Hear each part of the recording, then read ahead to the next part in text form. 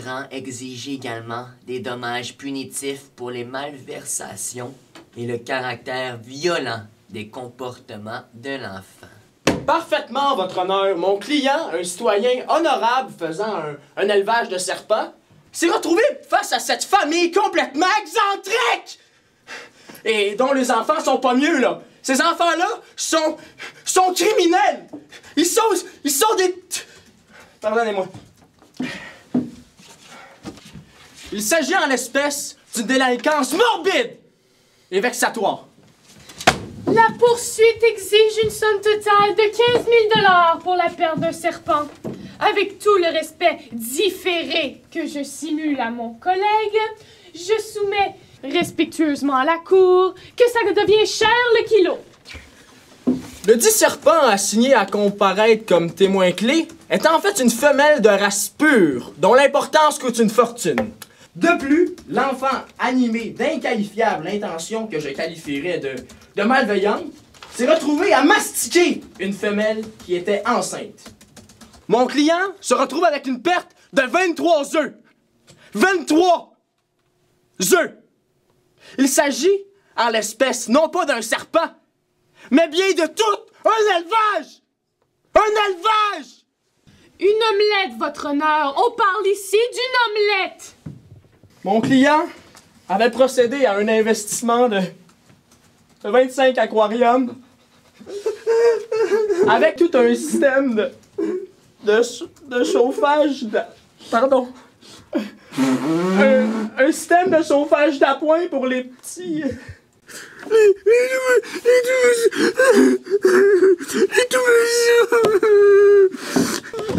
omelette! Une omelette! La Cour doit prendre fait et cause qu'il ne s'agit nullement ici d'une question de basement mercantile. Mon client a subi de graves préjudices moraux aliénants qui ont pulvérisé son estime de soi, perdant toutes ses capacités d'autonomie professionnelle, ainsi que ses repères psycho-affectifs. C'est quoi? La dernière phrase, je vous prie. Deuxième escorte à moitié prix ici. Mon client a subi de graves préjudices moraux aliénants qui ont pulvérisé son estime de soi, perdant toutes ses capacités d'autonomie professionnelle ainsi que ses repères psycho-affectifs. Une omelette, votre honneur! Une omelette!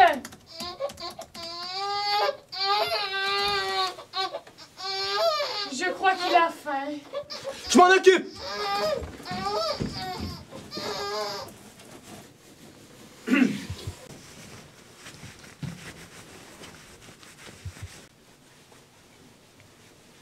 Hein?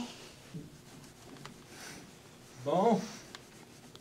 Chut. Ah, pas trop fort. Ah. Chut. Bon. Mais ça, c'est réglé. Il avait faim. Aïe, aïe, aïe.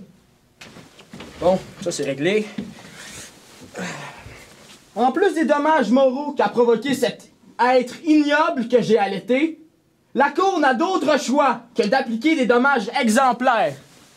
Mon honorable collègue sombre ici dans l'errance la plus complète, fidèle à l'ensemble de sa carrière.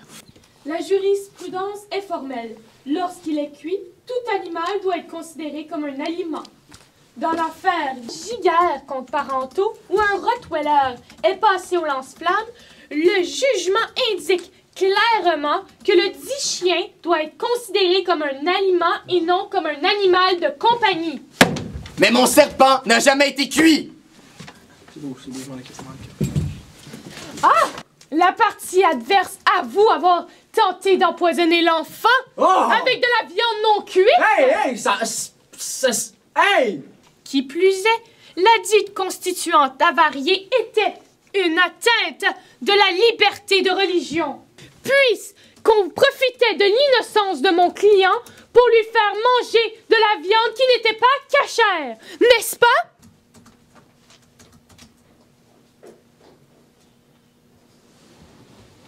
Voilà!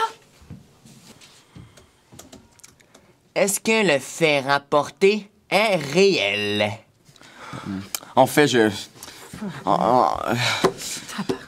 suis désolé. Je souligne aussi que ce voisin élève maintenant des boas dans sa cour. Et mon client apprécierait que les serpents soient bénis par un rabbin au cas où l'un d'eux se promènerait par inadvertance sur les terrains adjacents.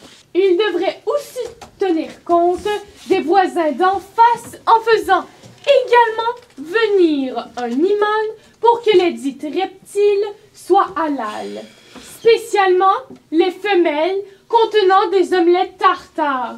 Auquel cas où mon client en viendrait à une aléatoire dégustation de contenu non souhaité, le voisin à ma droite s'expose à des poursuites. Ma bienheureuse et frénétique collègue s'égare encore dans l'incompétence. La jurisprudence Sinclair. Laissez-moi juste... OK. Dans l'affaire de la reine contre la Biological Food and Third and Fagenskende, pour qu'un contenu alimentaire non souhaité constitue un préjudice, il faut démontrer l'absence d'information. Bam! Bam! La dite nourriture est alors présumée être emballée. Condition sine qua non. Sine qua non. D'accord, merci. À une étiquette contenant la dite information. Dans cette affaire, la compagnie vendait des écureuils frits. Et la Cour supérieure a statué que les emballages devaient contenir la mention « peut contenir des traces de loi ». Voyez ce que je veux dire? Parfaitement. Or, les serpents de mon client circulent sans emballage. Ce qui dispense mon client de rédiger toute information écrite. Bam! Merci beaucoup.